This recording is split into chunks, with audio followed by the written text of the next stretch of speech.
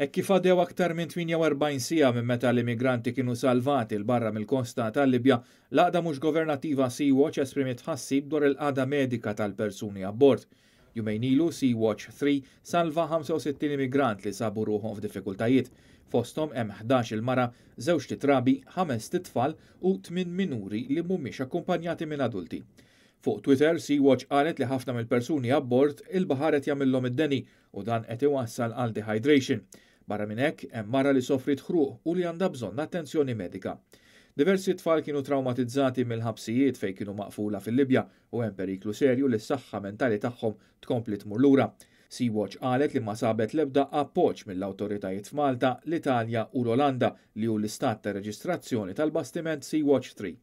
Fi żviluppi oħra jidher il-bastimenti tal-Gwardja di Finanza Taljana waqfu l-vapur milli jersaq lejn Lampedusa. Il-Viċi Prim Ministru Taljan Matteo Salvini stqar li huwa tal-mistħija li dan il-vapur li kien fibħra Libjani u wara fibħra Maltin issa qed jisfida l-ordnijiet mogħtija mill-awtoritajiet Taljani.